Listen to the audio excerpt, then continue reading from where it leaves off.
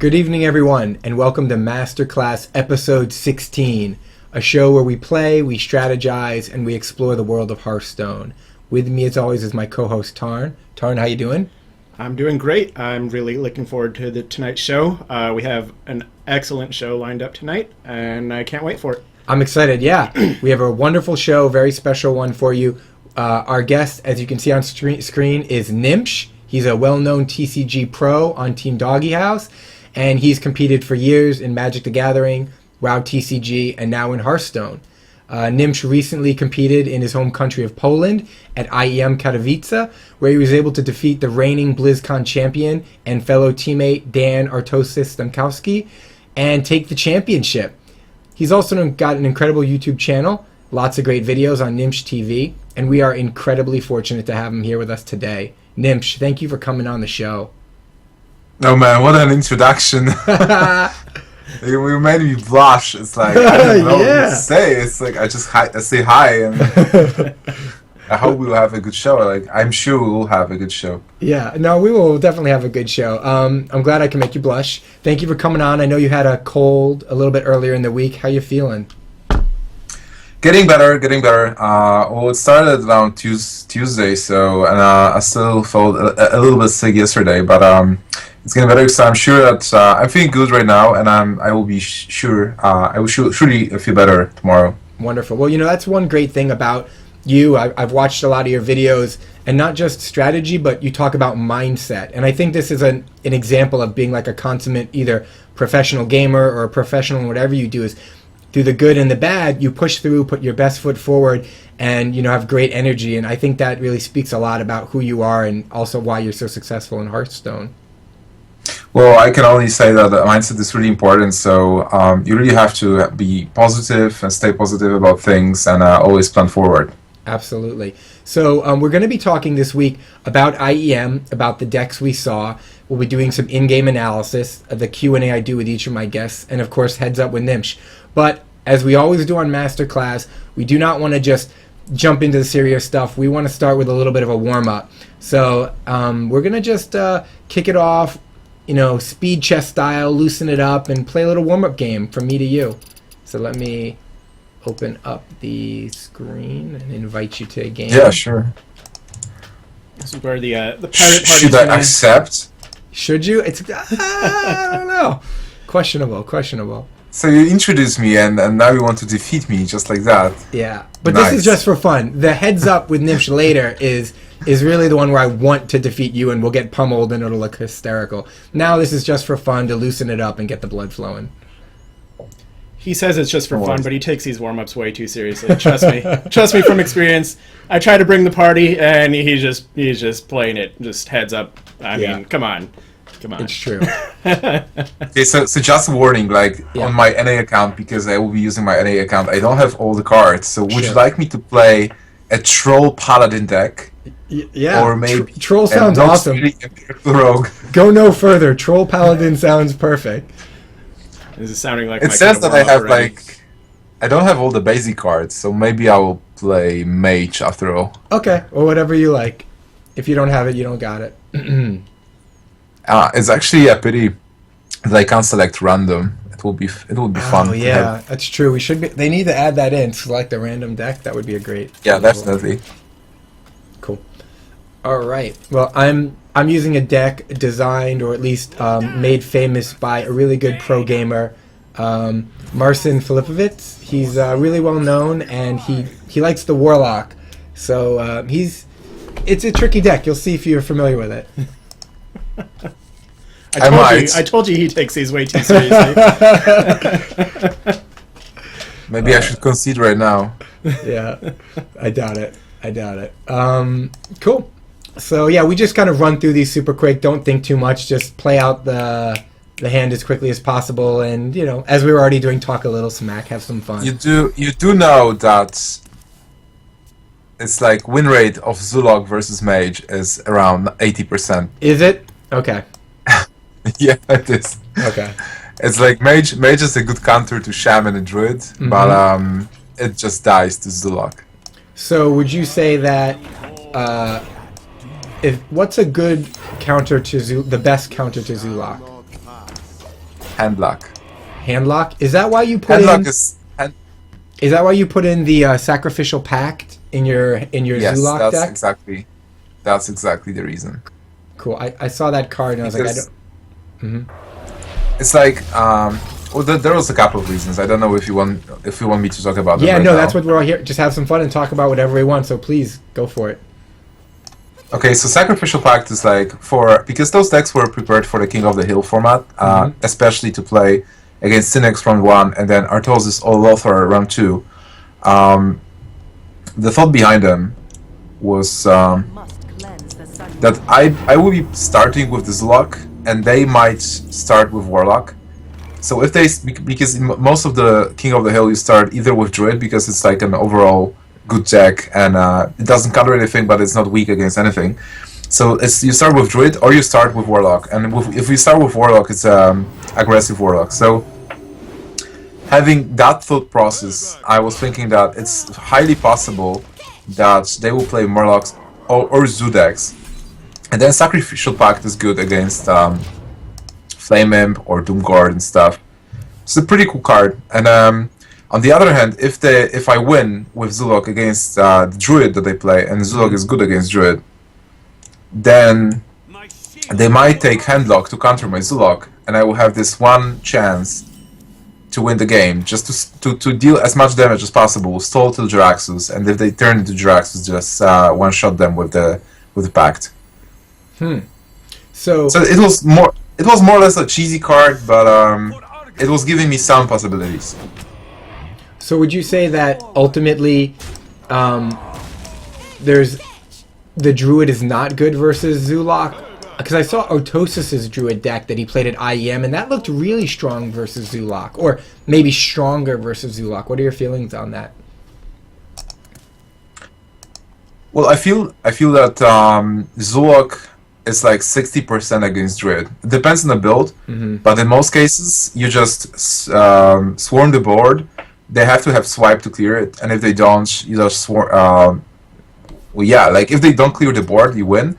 If they clear it with swipe, you again like swarm the board, and with so many taunts, well, I don't have a card to play right now. It's so bad. Okay, I can actually like use hero power to kill the full one, or how much damage do you have? Like Man. 8, 10, 11. This Gnimsh deck is strong. It's so sad, but I just need to do this. Is it fair to say you're getting a taste of your own medicine? I'm getting that every day on ladder. I think it's fair to say he's getting a taste of the typical warm-up where, That's true. true. His opponent tries to do something fun and he just plays a serious deck. But remember, and this crushes. isn't the troll deck. This is his mage deck. Well, it's also still something for fun. Yeah, fair enough. Welcome to Masterclass. Let's just have fun while I'm really going to play seriously. Yeah, if I would take like a troll paladin, it would be so sad. Yeah. Even more sad than this. Oh, okay. Alright. Well, Yeah, the deck is good, that's for sure. it is a strong deck. Cool. Well, that was a good little warm-up, get the blood flowing talk, and it actually allowed us to talk a little bit about the IEM deck list, and we're going to be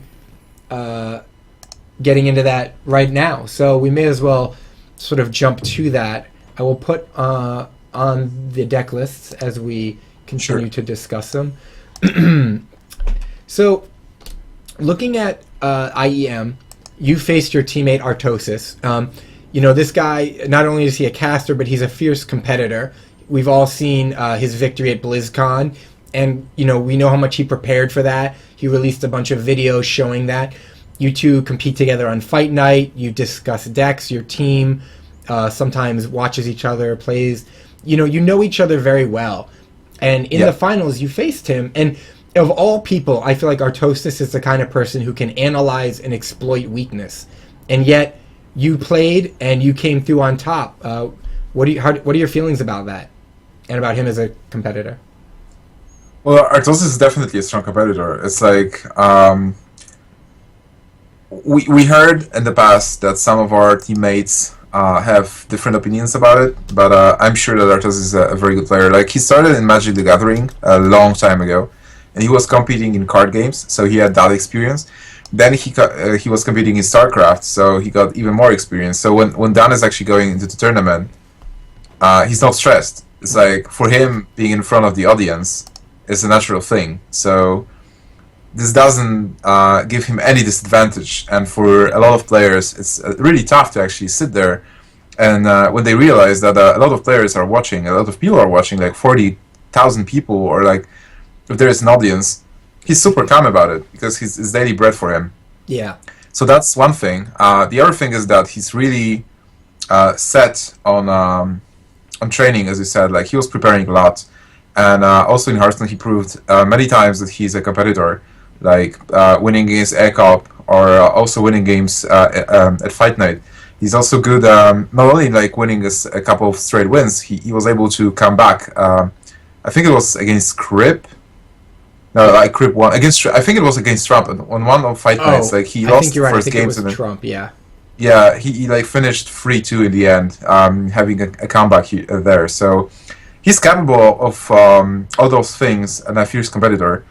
But having said that, it's like, I know Dan because we are friends. So I've played against him many times, and I know how he thinks. I know how he plays. I know which decks he prefers. And I was watching him a lot when we were at Fight Night. So I really know his thought process. So having that, I rely on psychology a lot, as you mentioned before, mindset. But also, like, if I know the player, I can adjust my strategy and I can play around them and around what they have and plan for things. So I felt a bit more confident against Artosis than against Synex, because I didn't know anything about Synex, and about Artosis I knew a lot. But if Dan would win that, like 3-0 as well, that wouldn't surprise me as well, because he's a really strong player, and if he would defeat me at that final and take another title, that would be a natural thing for him as well. So sure. I'm super happy that they won. Can you give one example maybe of what you think about and how it changed with Dan playing against Artosis? Like something you did slightly differently?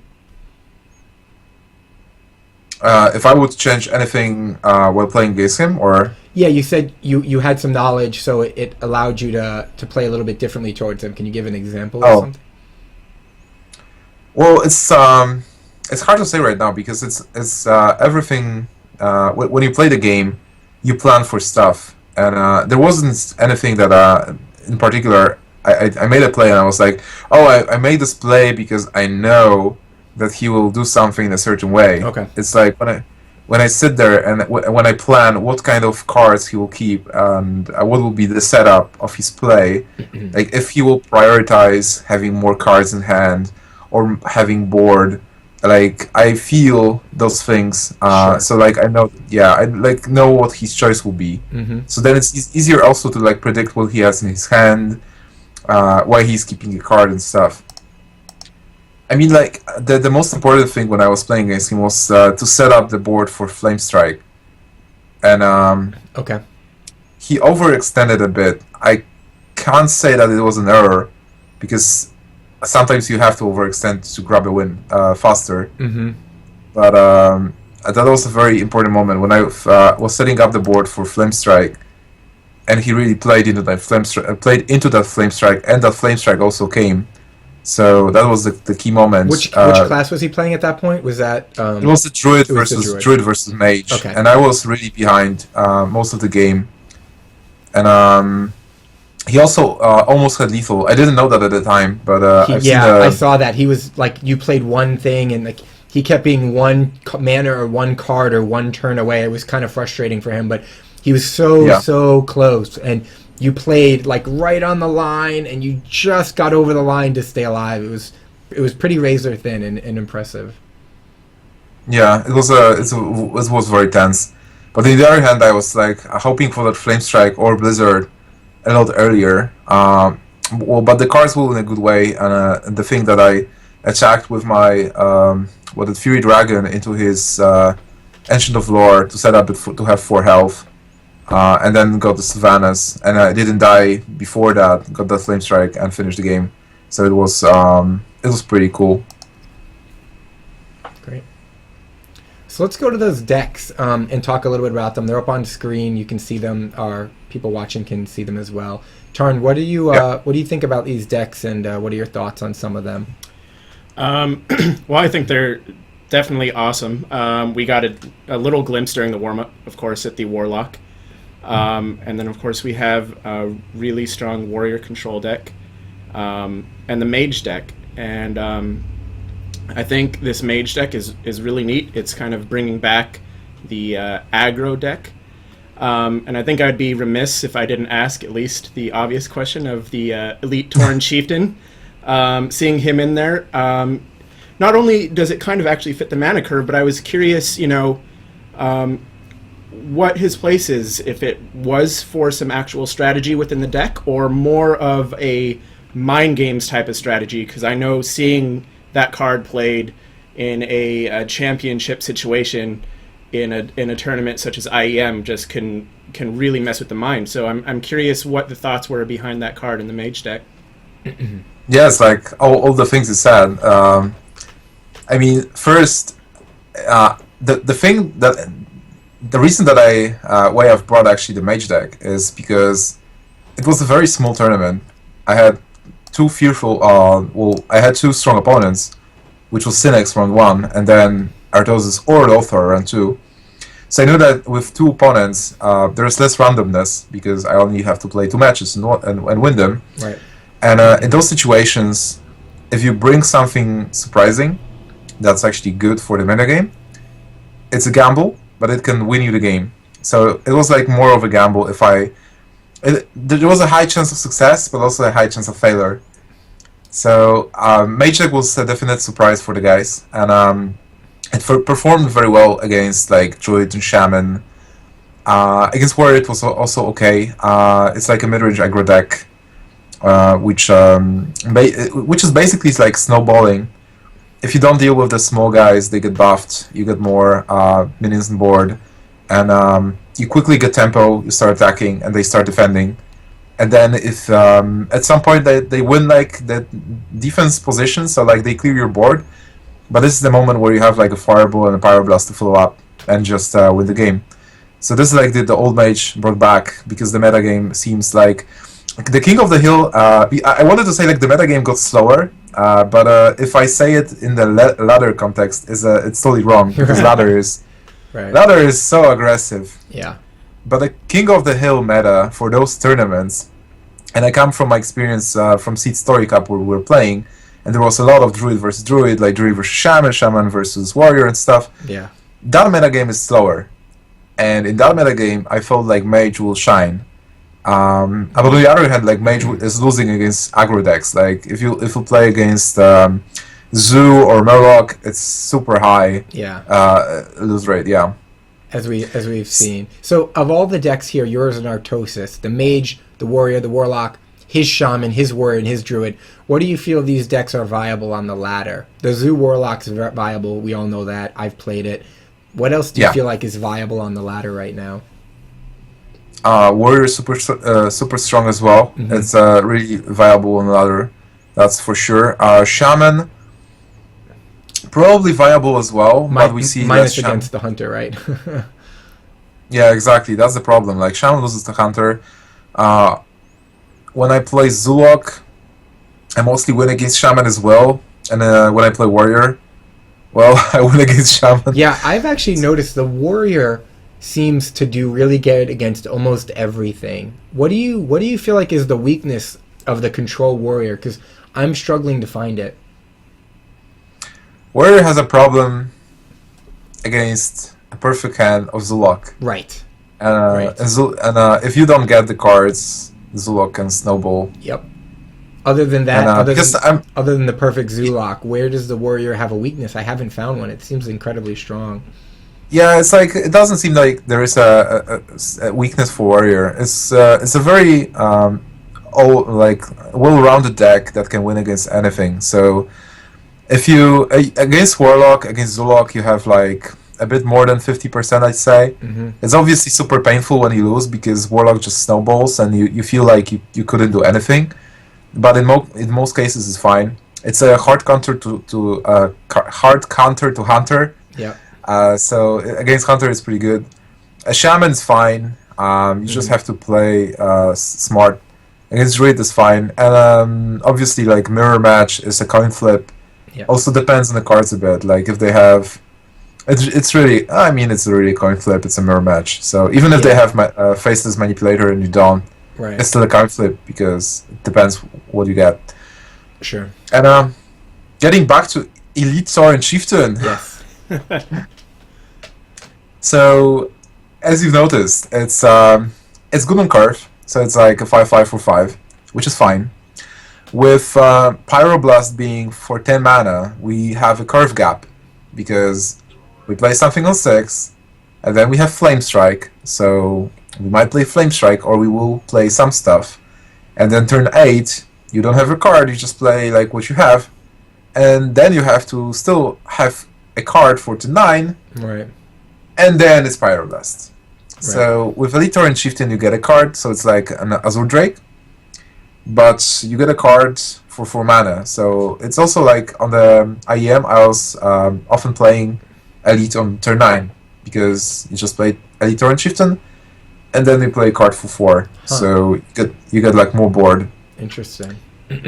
I like it. So it's like, yeah, it's like a cool card for the curve as a filler to fill the space for those couple of turns that you miss cards.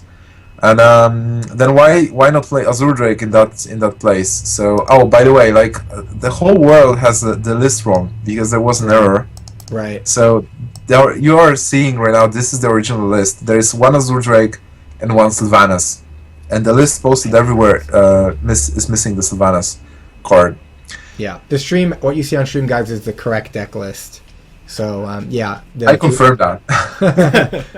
Thank you. Yeah, it does seem like a really good card, and I can see why you would place it in there psychologically. I can see why it fits right where the Azure Drake, and that would be a fine card to replace it with something more standard because your opponent doesn't get a card. But it's not like everything. Right. So like there is the psychological effect that Tarn mentioned. It's so you're at IEM, you're stressed, you have an audience, you're like Synex. If you're Artosis, it probably doesn't matter, but most of people are stressed when they see the audience. They don't know what they face. They are facing Mage, so they don't know what to expect. And then I play Elite Tauren Chieftain, and then their screen explodes with heavy metal music and some overlays, and they're like looking at that, and I say like, "What just happened?" Right. And they get a card in their hand. So if they get like Rogues Do It from behind, that's bad for me. That's a gamble. Like if they get that, that's probably like they deal 4 damage and draw a card for mana. It's a great card. There's like nothing to think about it. Nothing to think about. You just play the card, deal 4 damage, draw a card, and finish the Tauren Chieftain. But it doesn't kill the Tauren Chieftain, so they still have to have like 1 more damage. And if they are Druid and they are going to kill it with a hero power, it's still fine. But if they don't get the Rogues Do It from behind, they can get like a Murloc card, which is what Artosis got. Well, yeah, it doesn't do much. It's like I have Flame Strike as a follow-up. I have Blizzard, and for 4 mana, getting like 3 Murlocs, it's nothing. If they get more, fine. But in most cases, you just get a 3 or 4 Murlocs. And if they get like for the Horde, it's like, okay, what does this card actually do? 4 mana. Should I play it? Like, what am I going to get? I've seen Tauren Warrior, but Tauren Warrior for 4 mana isn't a good card. Right. So. And they're not familiar necessarily with they might not all know what comes out of that card because people don't play it. Exactly. So you totally mess with the rhythm. That you just place the card, confuse them. They have a card that they don't know, and I have a card that they don't know. I can have like a Rogues Do It from behind.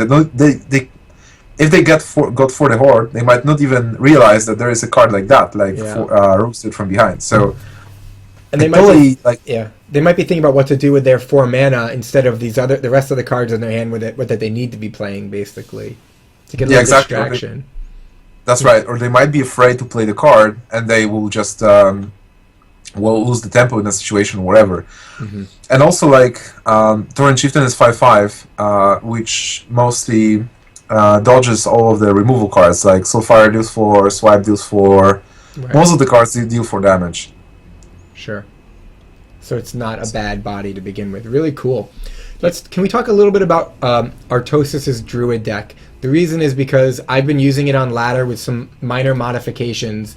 It effectively, the way he described it was, he doesn't want to die to rush. This deck is to not die versus rush. What are your thoughts about that concept and this deck and bringing this to the tournament? I mean, you brought a mage, a warrior, and a warlock. He brought a shaman, a warrior, and a druid. He brought 3 control decks. You brought 2 aggressive decks and a control deck. Do you want to talk a little bit about what your thoughts on those deck choices? Yeah, definitely. It's like, I was talking to Artosis before, and he said that he doesn't want to bring Murlocs because he was playing in many tournaments using Murloc deck, Mm-hmm. and he don't want to get a label that he's a Murloc guy. So he really wanted to have something else, and well, he is a control player. Like, he loves control decks. For sure. He was testing Warlock Zoo a lot. Mm-hmm. But he probably decided not to play it because it was like an obvious deck. So he knew that I would probably expect Warlock Zoo, which I did, Mm-hmm. and which is why I was playing Sacrificial Pact Right. in my Warlock deck. So his chess was pretty good. I mean, we didn't have any information about Synex. Oh, and we also had information that Lothar would probably play Hunter because Lothar is a friend, and we were testing before a lot.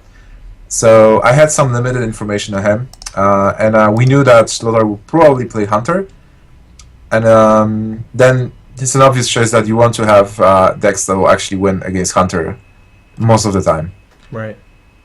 So this Druid, it's funny because for those tournaments, like, people will see, okay, he won with those 3 decks, so those decks are super good, and now I will just take those decks and play on ladder. But the environment of the deck, the metagame of the deck, is always different. Because it's different if Strifecrew is playing in the tournament, it's different if Trump is playing in the tournament, it's different if I am playing in the tournament. Sure. So it would be always different. And he obviously knew that. I think like he was thinking that, okay, play against Lothar first. Lothar will be playing Hunter and probably some other aggro. And then, knowing Artosis, he was believing in me, and he was thinking like, okay, I will face Gnimsh in the final. Yeah. And he will bring like 3 aggro decks, I'm sure about it. Sure. So instead of racing you, he chose to counter effectively. Interesting. Yeah. Okay, so this Druid deck, I played it on the ladder and have made some modifications to it. You can see we've been talking a little bit about it. I'm going to pull up my screen here just to show... I see it, yeah. Yeah, and I'm going to show it to the audience. So the main changes are... I don't have in the Claw. I feel like versus aggro, getting rid of 1 minion is not as good as bringing out a minion. So what I did was kept the Mark of the Wild. I put in 2 big game hunters, and this is not versus aggro. This is versus late game, which we'll get into a little bit later. Plenty of defense versus aggro with Ancient Watchers.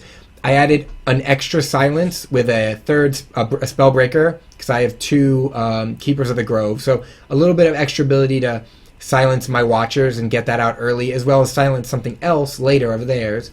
And then, of course, you've got your Druids of the Claw, your Defenders, your Sun Fairy Protectors. But then I got rid of 1 Chillwind and 1 Defender, since I have a lot of taunt capability with the Mark of the Wild, and put in 2 Dark Irons. This is something I saw that's Admirable do. So you've got all this good defense versus aggro, but then late game you suffer versus heavy hitters and decks with fatties.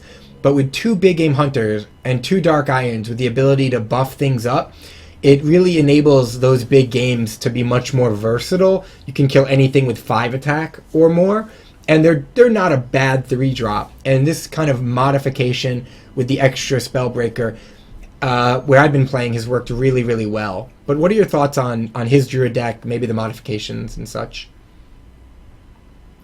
Okay, that's a good question. I I'm not entirely sure about your modifications, but looking at his deck, his deck is very stable. I mean, almost every card is into pieces, so it seems like you will have stable draws, and there is a stable game plan. You want to have Ancient Watchers first, so you mulligan for them, and Harvest Golems. Right. So you start with some minions in the beginning. You can buff them if you want, but you can you can mulligan the buffs away. So you have some early game plan, you have some heals, and then you have strong mid game, or mid game with Chillwind Yeti. So whatever they play, you have like strong mid game. The curve is fine. You have enough 4-drops, and then you have 2 5-drops. But most of the turn 5, you will still be like buffing something, or playing a 2-drop or a 3-drop and using hero power. And then turn 6, like a Force of Nature, which probably will be used as a late game card. So like you want to have Kern. Sure. So it seems pretty cool. And also like on turn 5, you will be playing Ancient of Lore with Nervate and stuff. So right. It seems very stable, and if you want to have like a valid counter deck against aggro, where aggro is almost always having the best hand, because they are even more stable and they always get like 1-drop, 2-drop, 3-drop. You want to go for the consistency and not for like secret decks. Sure. So and looking at looking at your deck, it's because you have like 2 strategies here. You want to defend against aggro, and then you want to have something to deal with the big guys. Yeah. You can end up with having the anti-big guys cards in your hand when you face aggro and lose, or you can have the anti-aggro cards when you face fatties and still lose. So sure. it might be. I mean, in some of the games, maybe even in most of the games, depending on what cards you get, you'll be pushing through. But like in the more games you play, the more you will get to 50% because of the strategies here. And like, so this if I play Yeti, go ahead. For example, if you play like a mirror, I will play, or if you play mirror with Dan, he will play Chillwind Yeti on 4, and then you, if you don't have your Yeti, you will have your Dark Iron Dwarf. Right. Well, playing Dark Iron Dwarf into Yeti is just like a waste. Well, if you play the Dark Iron, you'd assume you'd have something on the board with at least 3 attack, and you Dark Iron it to get rid of the Yeti. Hopefully, if you don't, then you're in really bad spot. Well, you probably will have like a Harvest Golem. If you have a Harvest Golem and they play Yeti, and you play Dark Iron, you still like you're in a bad shape anyway. That's true, unless you've already like Mark of the Wild. Yeah, I see what you're saying. On curve, the Dark Iron versus the Yeti is not a good trade. Yeah, I see what you're saying there. Yeah, what I would probably do in your case here is like. Get rid of Dark Irons, bring Yeti back. Not sure about 2 big game hunters. 1 should be fine, and maybe add a Black Knight because it goes well with Mark of the Wild. Yeah, that's pretty much what the deck used to be. That's exactly what the deck used to be, actually. How do you deal with this deck versus late game decks? It feels like this deck, the Black Knight, is just not enough to deal with that. You have to rush them. Right, you have to rush them. Like you just have to rush them. It's that's always the best strategy. So it's like you have a very good percent. Mostly, it's very hard to get a deck that wins against everything. Right. So you have this strategy that okay, I have like 70% against aggro, which is pretty good, and against like control deck, I have maybe 40. Which is not that bad, but I realize that it's 40, and I have the strategy that I have to rush them. If I don't make it, I just.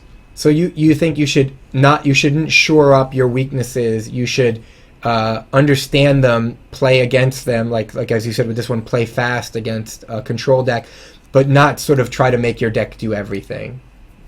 Yeah, exactly. Because then it's like you will always get 50% or lower, and if you have a deck that's very good against like if you feel, for example, there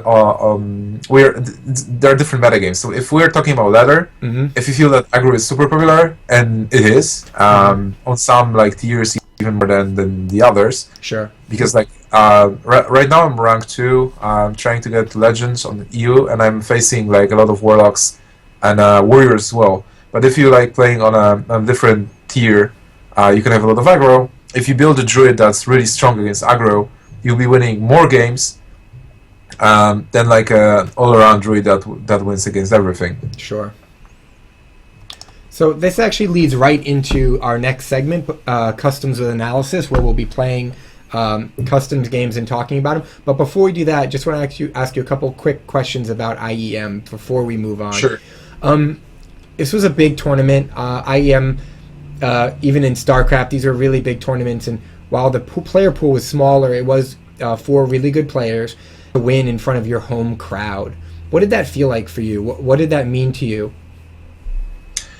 Well, it meant a lot. I mean, at first, I think like the best thing that I got out of this tournament is the title. I really wanted to get the title of the first IEM champion, because it's like the first Hearthstone IEM champion. Even if the pool is small, the title stays, and people will relate to that. Like in a year when there will be again like an IEM championship in Katowice or whatever, and even if there will be more players, this will be the second IEM champion title. So it was pretty important, and it was also pretty important to me that Doge House actually shows that we can win this, because the guys, like both Cynics and Lothar, actually went through hell with the qualifiers to get to this tournament. Sure. And we got invited. So some people say like, oh, they always get invited, they get special treatment. Right. They are not really that good. Right. And at this tournament, I'm super happy that Dan actually like won 3-0, so he again proved that he's a very good player and he can win very fast. Well, I'm a bit sad for Lothar because he's a friend as well, but Dan is a teammate, and so obviously I was rooting for him. And then I was able to take down. I was able to win against Cynics in a pretty exciting match where I had a comeback with Warrior and win against Dan. So I was pretty excited to do that. And like home ground, it's always good to like defend the title on home ground. You have a bit of an advantage because everybody is like supporting you there. But yeah, I guess like the whole tournament was super good. Like the organizers were really nice. We were treated like true players. Everything was there. So super good experience. That's awesome. Well, congratulations again. So we're going to jump into the customs with analysis, as we said, and I think what we'll do is we're going to have Tarn play against you, and I'll sort of sit in the middle and partially commentate, partially discuss things. We've got a couple matchups here, and you said you have your Mage deck available and your Warlock deck available, and we have a very similar... there we go. We have a very similar... Warrior deck, and we also have the Druid deck. So we have a couple of different matchups to play here. You said your Mage deck doesn't have the Elite Torn Chieftain, but it's got very similar Azure Drake in there, right? So is that something you're thinking about? Okay, so let me just make sure the overlay is good real quick. Sorry, sure. I just have to... Yeah. Okay, fantastic. So let's do... I think maybe... what matchups would you like to play? So we have the Zoo Warlock, which we already saw. We have the Druid, which we just discussed, as well as the Warrior. So what are your thoughts on a good matchup? I guess it might be fine if you play Druid. Okay. Yeah, it can go either way, but still it's a cool game, I guess. Okay, cool. So we got the Druid queued up, and here we go.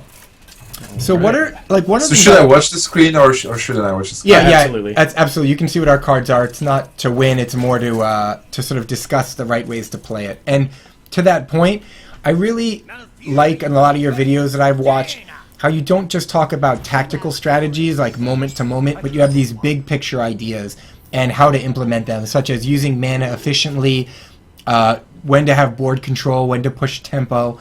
What would you say is a big picture strategy here as both a Mage and a Druid facing the other class? Okay, so for the big picture for Mage is definitely that you want to get Acolyte of Pain and you want to get draw. If you don't get the drawing card against Druid, you're probably dead. So you really want to mulligan aggressively for Acolyte. Okay. And because you want to get as many cards as possible. And then you should be able to overpower Druid with tempo cards. Sylvanas is pretty strong. So it's like you want to build your board and get tempo advantage, and then overwhelm them with like Flame Strike and mostly like deal as much damage as possible and finish them with spells. So like there is a couple of strategies: board position and push board control, or just push aggressively to get them into a Pyroblast or a double Fireball range. Mm-hmm. And for the Druid, it's like you don't normally face Mage. It's the Druid of all days and Mage of all days was like you really wanted to have healing touch. I mean, not maybe not like in the starting hand, but you wanted to have to get healing touch eventually, because Mage was always overpowering with damage. And right now, like nobody plays healing touch because there's no need. So what you probably like to have is you want to have Wrath to answer Mana Worm. Mm-hmm. You will have to assume that this is like the problem is that you will have to do a lot of assumptions, Right. because this can be this is also like an advantage that Mage has here. This can be a control mage. This can be like a heavy spell mage with like Isolance and Apprentice. Right. So we want to have like a lot of early board removal. Swipe is good, Mm-hmm. because they can play loot hoarders and stuff. Mm-hmm. If you have Innervate in Yeti, that's also cool because you can start early removal. Right. So the big picture for Druid is like get as massive board as possible, clear what they have, and probably like save the swipes and stuff to be able to kill them with spells instead of just minion attacks. So basically, with a Druid of the Claw, a Yeti, and a Swipe, when we don't have the coin, so we can't play them a turn early, we'd probably mulligan all those cards. That's a good question. It's like We're assuming it's an Druid of the aggro Claw, mage. yeah. If it's an aggro mage, I will probably mulligan like Druid of the Claw, and I'm thinking about keeping Swipe here. Okay. Okay. I'm thinking about Sounds keeping good. Swipe, but I'm not sure. Like it depends of what kind of Druid you have. You're playing your Druid, right? No, Or the one that we Arctos just Druid? modified, the Artosis Druid, with the way that we talked about with the changes, which is that Okay, we so Mhm. knowing your deck, I would probably aim for the Ancient Watcher and the Sunfield Protector. So I would Okay. definitely mulligan all three cards. Okay. Yeah, the only thing we don't have in Like- here that Artosis had with the Earth and Ring Farseer, so we don't have those. But other than that, it's pretty much the same deck. And I can tell you what I have in hand. Okay. So I was talking Acolyte of Pain is good. I have it. Okay. Then Sylvanas is great. I have it. Harvest Golem is pretty good, especially if you have a coin, and I have it. So you got And Frostbolt. you got a pretty good hand. Yeah, I think like having a mana room would be better, Okay. but I feel like with Harvest Golem, which I'll probably play on turn 2, Acolyte of Pain, which is more like a turn 5 card, Mm-hmm. I might actually mulligan Sylvanas here, because if I get like a mana worm, it's better. Yeah, and Sylvanas is a little bit more for late game.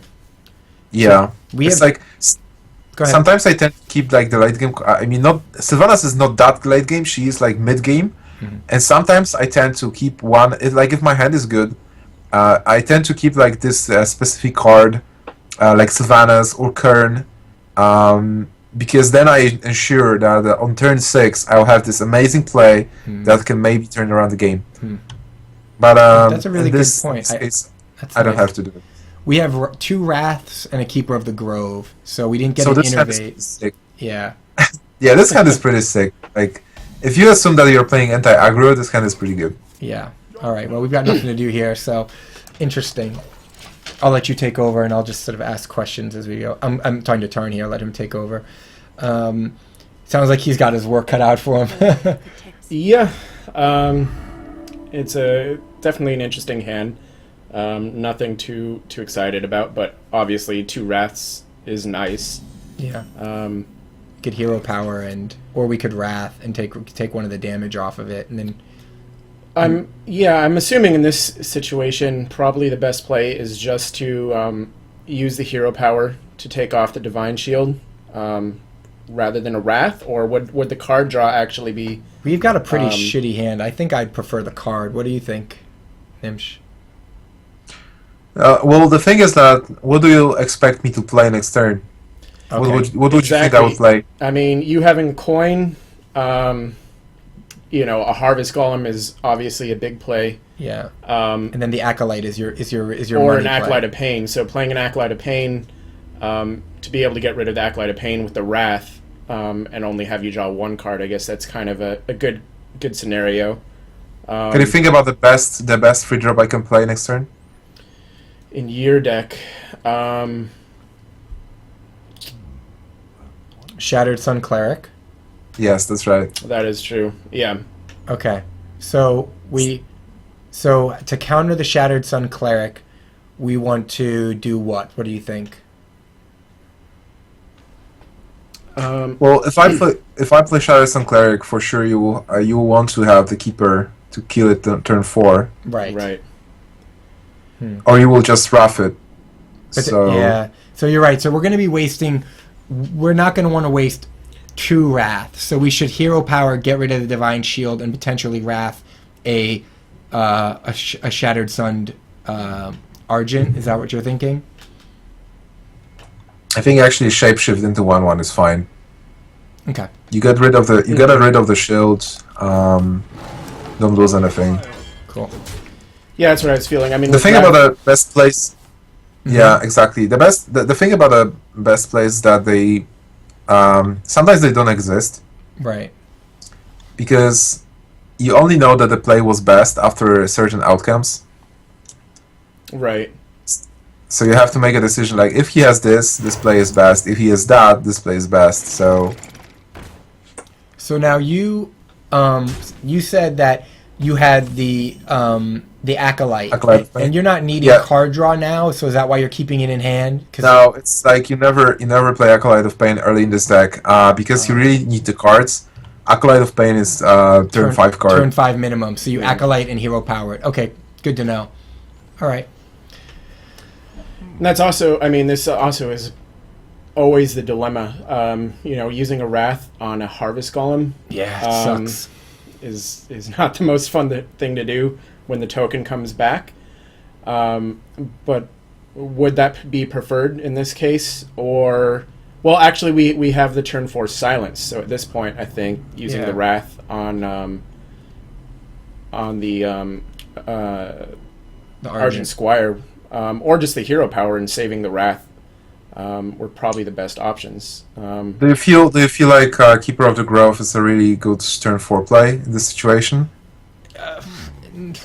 I mean, maybe we have a spellbender or spellbreaker, Spellbreaker. which is slightly maybe better because we can then eventually kill your Harvest Golem. So I would prefer the spellbreaker. Well, Spellbreaker would die straight up to the Harvest Golem and Hero Power. Correct. Yeah, Keeper I would not. definitely prefer to play a Yeti turn 4. Yeah, for sure. And to make sure I play Yeti, I would like to draw 2 cards, which is like roughing a 1/1, drawing a card, and then drawing a card next turn. So, Yeah. so most of your thought process in game makes sense. is what will they play next, and what do I want to play next, and how do I get there? Yeah, also like turn 4, because of that, turn 4 you can like raft the golem and attack into a token with a shapeshift. No Yeti. Okay. If there is like no Shatters and Cleric, which can still count. Right. Cool.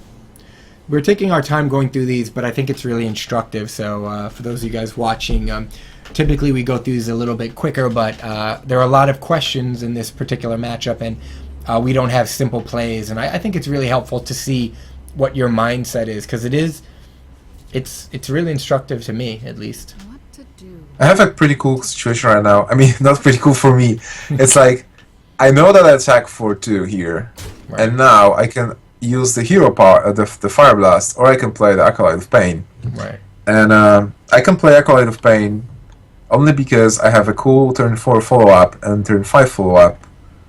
So I can kind of force you to play Keeper of the Grove, or risk that you don't have the Keeper and get value out of Acolyte of Pain. Mm-hmm. But if you play Yeti, yeah, I mean it's a cool play because I play Acolyte of Pain. So if you play a Yeti, it's very good for me. So it's like playing Acolyte of Pain here. I make sure that you won't play a Yeti. That the card you will play probably is the Keeper of the Grove, which will silence my Acolyte, Yeah. which Right. which makes the board still in my favor. even though I just won't draw cards. There's so much things going on. Yeah, and we do have to play that keeper for sure. There's no way to get around. We don't want you drawing cards. Right. Yeah, I think that would be the number one target, and he's got a little bit more defense in the Spellbreaker. Yeah, definitely. Keeper is a cool card here.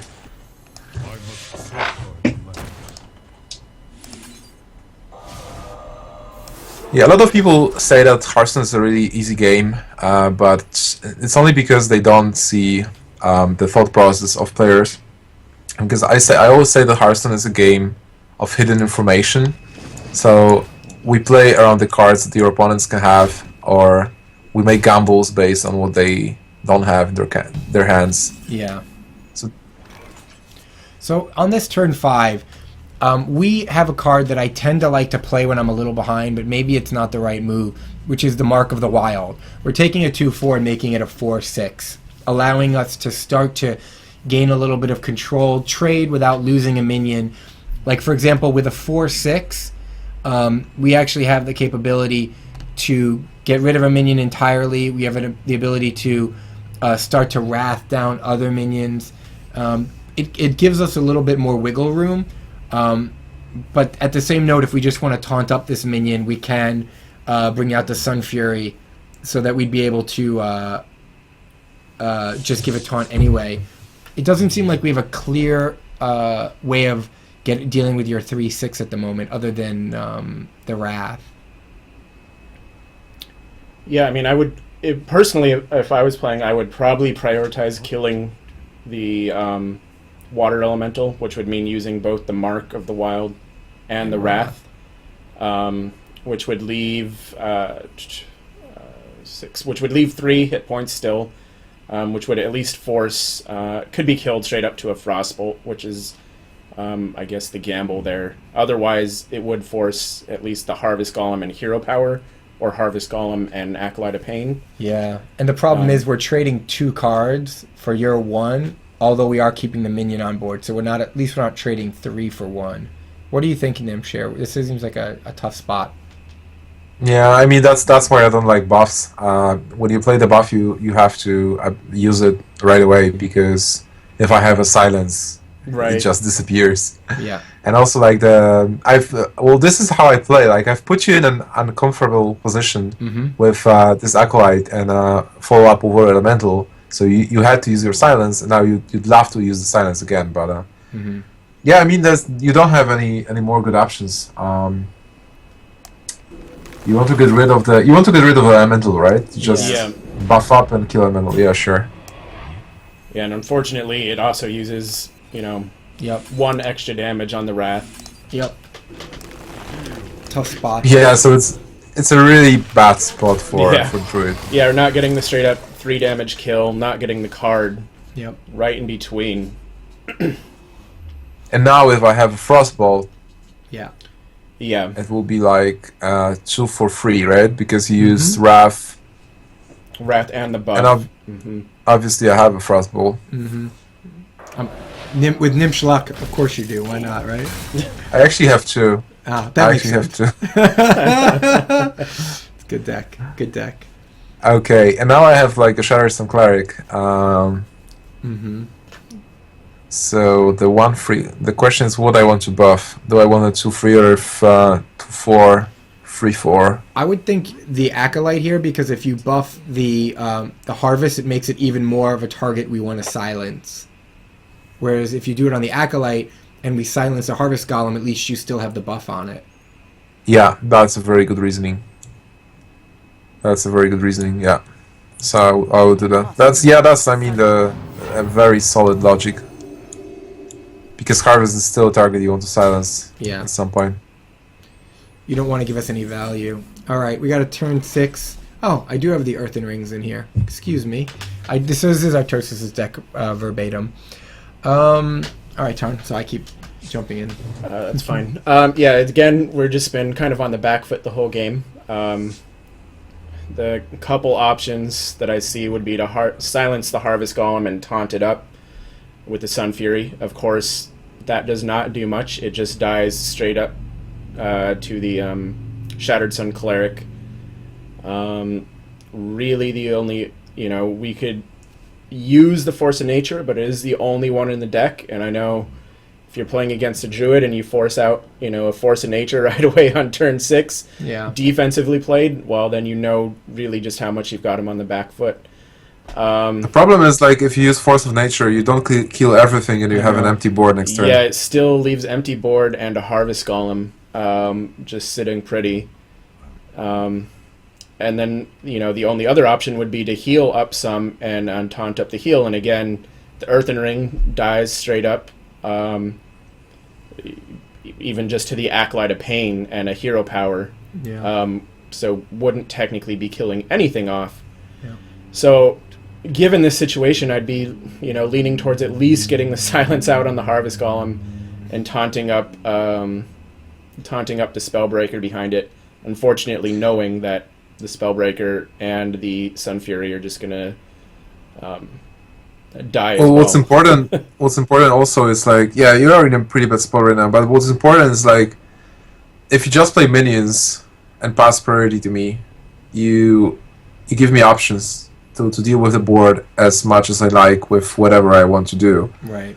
And if you use Force of Nature, you at least clear the board so that I have only the Harvest Golem.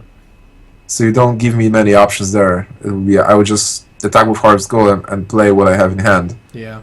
So you're still backpedaling, but then at least you just cleared. I see what you're saying, because we have card advantage. So I see where there might be the ability here to stay on the back foot, but possibly make some plays later if we give you less options. Is that part of what you're thinking? Yeah, also, like, if you use the taunt early, then you won't be able to... Well, you probably want to play, like, Ancient of Lore next turn. Mm-hmm. Right. Like, think about what you're doing next. So, yeah, if you clear now, and if I don't have, like, a solid play, or even if I play something regular, you might follow up with Ancient of Lore and heal yourself up. If I don't kill it, you have a cool play. If I do, well, I had to trade, probably. Would you say, when you say heal up, do you mean heal up with the Ancient of Lore, or heal up with the Earthen Ring after that? Because at 20 health... I mean, even with both. Yeah, because we're in that bad of a spot versus Pyro. Yeah, we're going to take, minimum of another 3 damage. Okay. But we'd have to assume probably even more than that. Yeah, I think the clear might be the better play. I think you might be right. It's bad in either way, but silencing the Harvest Golem is okay, but at the same time, it's not that scary of a card. Yeah, you can silence it next turn anyway. Yeah.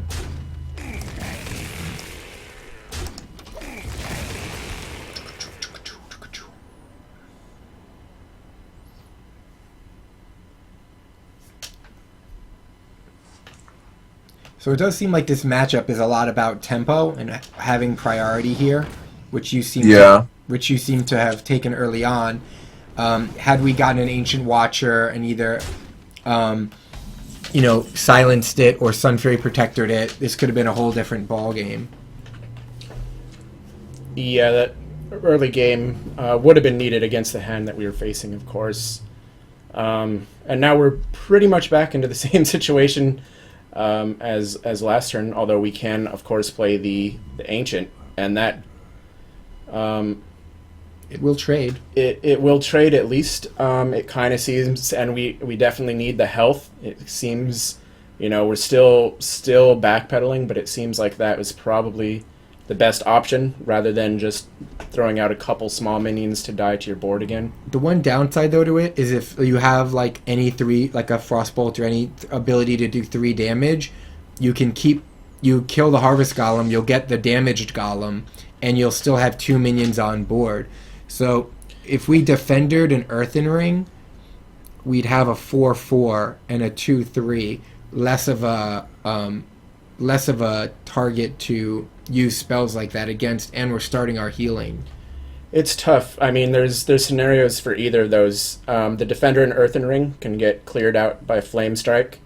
Of course, the Ancient Allure can get cleared by just a Fireball. Fireball would be disastrous. Exactly. So there's disaster situations for either of those plays. I would still lean towards the 5/5 and hope that there isn't a Fireball and maybe we can get a minion trade. I'm not sure what were your thoughts on that one. Yeah, I guess like both plays are fine. Okay. I'm just thinking if I play Ancient of Lord, what do I do if I draw cards or heal myself for 5? I guess I would heal myself. Yeah, because as much as we'd love the you cards. have a follow up. Yeah, you have a follow up play. If I don't heal the 5/5, you're fine because next turn you just play Keeper of the Grove and Defender of Argus. And if I kill it, well, it healed 5 and tanked 5, so it's still good. Yeah. Yeah. It's interesting how important the first 3 turns of Hearthstone are. The more I play, the more I realize your mulligan and your first 3 turns tend to affect and or predict 80% of the games that I've seen. Yeah. Okay, what do I do here?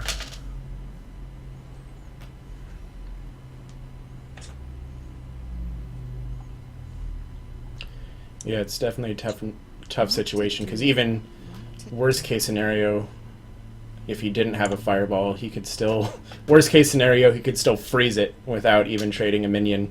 Yeah. And hero power and hero power. Yeah. Yep. So there's your Frostbolt. Yeah. And he's going face. And there, yep, freezing the minion. And oh, super strong. Well, I think we've got to silence and defender here. Yeah. We can always heal him up for free to be a 5/4 and play Defender of Argus. Yeah, that's not bad. Yeah, that's kind of what I was leaning towards. Can't risk playing Karn because we just die because that gets buffed to 5 attack, and then anything else like a fireball just straight up kills. Yeah, maybe the heal in the defenders is better than the silence in the defender. He of course, unfortunately, with the buff, has great value to kill anything, but and a flame strike would still fully clear everything with the heal and the defender of Argus. Well, I guess he would live with 1, but he would get pinged off. So GG.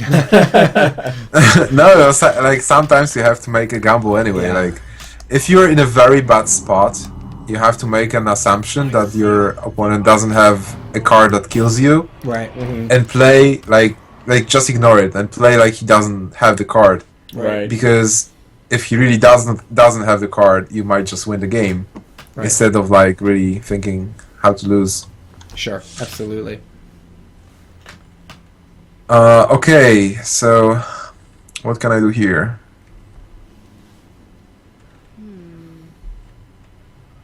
Well, I have a couple of options. Yeah, there's also Blizzard. I think there's 1 Blizzard in that deck. Yeah, one Blizzard. Yes, there is Blizzard. What can I do with the Blizzard? I Well, Yeah, I guess Blizzard seems pretty fine here. Blizzard trade and push for damage, right? Yeah, but I still have to sack the Berserker, so I don't feel like it's the best thing I can do. Definitely I will trade a Amani Berserker with Ancient of Lore. That's the best thing I can do here. Yeah. So I need 2 mana to enable that. Yep. Yeah, I think like Blizzard is still fine because I can kill the 4/4. With the Golem. So Yeah. Exactly. It's like I do Blizzard. And you can still push with the Water Elemental, leaving Defender to Yeah, zero. exactly. To deal some damage. This is the best way to lose when you're sort of on the other person's team as well as your own team. Like, at least it's not just like, oh, someone out there is crushing us. Well, the best way to lose is when you're learning a lot, and true, there's too. no better way to learn a lot than losing like this. So we've got we pulled a decent draw with the ancient. The ancient Watcher. So we can actually do a little Karn We unfortunately don't have enough to do Karn, Yeah. Ancient Watcher, and Taunt. And Sun Fury. Yeah, we're 1 mana shy. I would say probably. They're both. I mean, taunting up the Karn is better than the Watcher Yeah, in this for sure. situation. What you can do is you can play Keeper. Yeah, we could actually kill So- the Golem. Sorry, go ahead. Yeah, you can kill the Golem. Or if you want to confuse me, you can silence the 2/1. Then kill the Golem with a 2/1. This is just to confuse me. Oh, silence. Right. To confuse, to trade. That's funny. Yeah, but I think Keeper is fine. Like Keeper, And then Ancient and Taunt. Yeah, so you're still like on 14 health, which is Yeah. fine. That's not bad. That's not And bad. you have 2 taunts and a 2/1. Yep, I think that's very clear. Keeper, get rid of a minion. Lay the Ancient Watcher and Sun Fury the Keeper and the Ancient Watcher, right? Leaving our Defender alone. Yeah, that makes sense. Cool. I mean, we're not coming back, but this is actually a turn. The first turn I felt like we've been able to do something. So You definitely stopped me with those turns. Like last turn and this turn was you did a lot of things. So definitely I feel like I'm stopped right now. So I need cards. We still have like 17 cards in our decks. So right now we are pretty even on card draw. So allow me to take the card advantage. yeah. Yep. Okay, this is actually bad. I have to kill this guy because it's fine.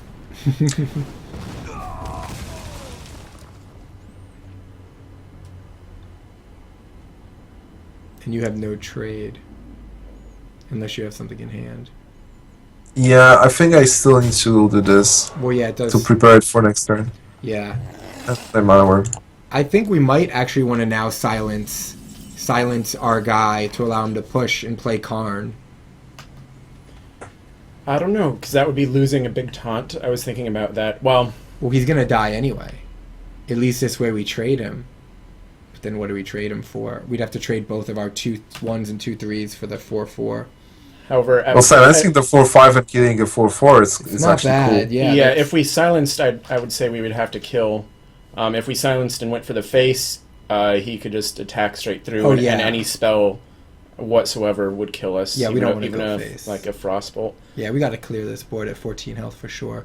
Yeah, I would say... You probably want to kill the 4/4 anyway, because if I have Flame Strike and you play Karn, then Right. one Flame Strike will just, yeah. Ouch, that's brutal, yeah.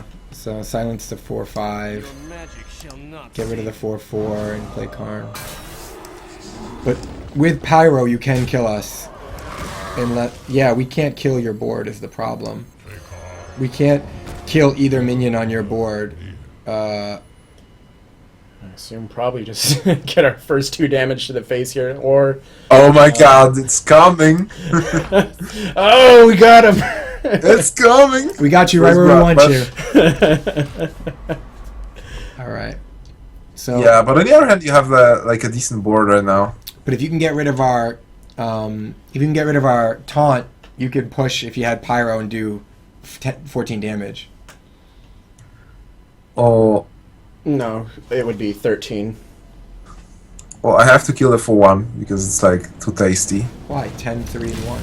I'm assuming... I said, oh, right, because he can't do it without of hand. Right. He can't do it out of hand.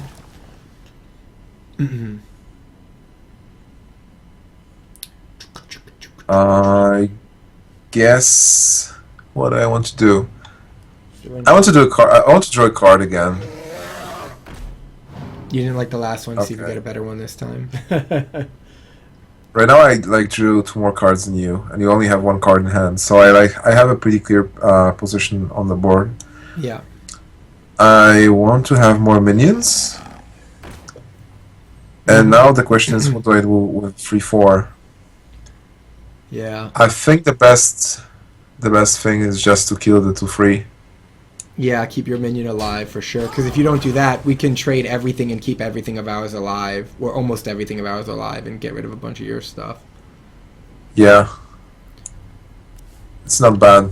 That's interesting. We got a Druid of the Claw, which in attack mode can clear out a lot of your or at least one of your minions while keeping it alive. But the taunt might be useful too because we're in such a bad spot. Yeah. Well, you just. I think we just can clear the board here. Yeah. And keep if we use Karn on the Drake, Judah the Claw on Fairy Dragon, Hero Ability on the 1 Mana Worm, and trade off our Spellbreaker, and also we'd be able to bring out a Harvest Golem. It's not a bad turn. Not a bad turn. What do you think, Gnimsh?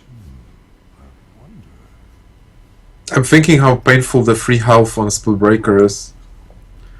Yeah, it's definitely painful. So, what was your plan? Like, how would you like to clear? One thing I was thinking is if we brought out Judah the Claw in charge, we could take out the Mana Worm. A Fairy Dragon. Sorry, the Fairy Dragon, which of course sadly would leave it at 1 health. But then we could trade Karn with the Drake, again leaving him at 1 health. We would have to trade Spellbreaker with the Water Elemental, and then we could hero power down Mana Worm and still have enough mana for the Harvest Golem. So I have a better turn for you. Okay. You attack 4/4 with a 4/3, because then you get the best value out of this card. Absolutely, you're right. Obviously, kill the 1/1 with a hero power. Mm-hmm. Then with Kern, you killed 3/2. Mm-hmm. And I mean the Fury. Yeah. Oh, the Fairy, yeah. Right. So he doesn't get frozen. And you play your Druid as a taunt and Harvest Golem. Yeah, that is much better. Absolutely. I like it. I like it a lot. Expert And advice. now you have a very strong board, and I have only 1 minion, which doesn't do that much. So we don't fully clear your board, but with a 4/6, and you've used 2 of your Frostbolts. The onus is on you to get rid of it. And is Fireball 5 or is Fireball 4? So yeah, so you wouldn't even be able to use Fireball and Hero Power to get rid of our taunt. That's a really strong. Well, Fireball does 6 damage, so it would. Oh, it does. Okay. Okay, so then you can Fireball and kill it. Yeah. But I actually top decked Flame Strike. That's nice. At least we have a Bane. A Bane and a damaged Golem. Well, we had a Bane and a damaged Golem. We now just have a Bane. Well, I mean, on the bright side, for the first time in the game, we have something on our side with a clear board. On the downside, we drew an Innervate. Yeah, top deck. Oh my god, top deck! So this is one turn where I definitely don't need any advice. You sure? That was I think so. That's a critical turn, Gnimsh. Don't you think if we had been able to play a good sized minion there, or like an Ancient of Lore there, draw more cards, we could have possibly come back here? Oh, if you draw Ancient of Lore, I definitely need this on the board. Yeah. Oh man, that is rough. Outside of hero power range now. Yep. Okay. Oh, also rough. Brutal. I believe we would have to play Judah the Claw in taunt mode. And sacrifice both. Oh, that's brutal. Well, I don't think we would It seems like a best play, actually. Play it in taunt mode? I think, yeah. No, it's actually trade both of them into Sylvanas, because if you don't clear Sylvanas and leave the board, with, yeah, I can attack and fireball her if I want to. That's true. Yeah. Oh man. Yep. Yeah, it's super painful. Armor up, armor up. Can we live? Hit that face. 1 more damage. Gnimsh, you're down to 22. You feeling a little weak over there? Getting a little nervous? Oh boy. Yeah, at this point I'm mostly counting cards. I have 11 more cards in my deck. Right. And I want to get to Pyroblast as soon as possible. Yep. This would be a great Acolyte, hero power on the Acolyte turn or something, if you had it. Oh, absolutely. I have to keep the card I have. Well, I can tell you what I have. I have the Fireball, We but did- I will keep the Fireball as a removal card. We did get an Ancient of Lore. Can we afford to Yes. draw the cards now? As much as we want, I would assume we can't. I mean, I think we have to go for the cards, and because if we don't, we're dead. Yeah, you have to, like, this is a situation where you play to win or play to survive. Yeah. that's true. And, exactly, if you just heal yourself up, You lose. oh, wait. Oops. Oh, we did it. No, it's fine. But it was like a matter of discussion. Yeah, I think we could innervate out I'm this sorry. Yeti now. Now you can't. Now you probably now have to use the hero power. Yeah. Yeah. Because Because you Yeah. have. I might have a Pyroblast. Yeah, that's what I was Which I didn't- was assuming. Exactly. He's had one card Yeah, that he's but still- holding. But Yeah, exactly. But the thing is, like, I can play around it if I have a Pyroblast by using the hero power. mhm. For the wilds.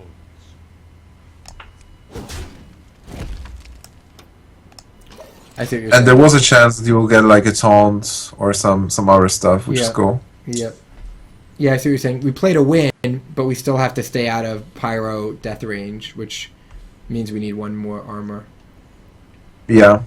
Well, you could also like innervate Yeti in assumption that I don't have the Pyroblast. I mean, it's Yeah. it's hard to say which play was is better. Yeah.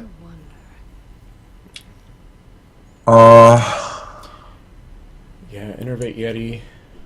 And then we could have Because Savage we had Roar. Savage Roar, 5, but 6, I mean, it 7, still would not have 8, been 9, enough. 11, 12, 13, 15 damage. Yeah. Even potentially 16 damage wouldn't have gotten us the game if we hero powered up. Well, I have to clear it Yeah. anyway. So, as I was thinking, going yellow here because you will have 4 after a shapeshift. You will have 5, but if you taunt it, Yep. then I might just lose just lose there. I So think we swipe Yeti hero power and get rid of the Argent Squire, right?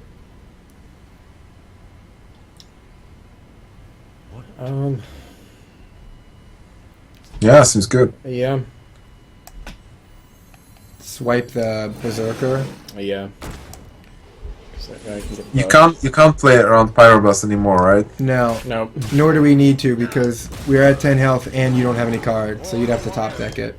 Well, I mean, we can't play around it because he's got minions on board. There's nothing we can do to taunt up, so Right. there's no point in staying at 11. He could just hit us. This Druid does not go to 11. Okay, we have 9 cards in deck still, and I don't have anything. Okay. YOLO! Well, I have a Pyroblast, and I've seen one Ancient of Lore and one Farseer. Brutal. I mean, we could clear that if we Savage Roar, but I don't think it makes sense. I think we just... You know what's funny? What? I can actually think that I was in lethal range right now this turn, because if you would have like a Force of Nature or Savage Roar, I would Yeah. be dead. You would be dead. Be exactly 20.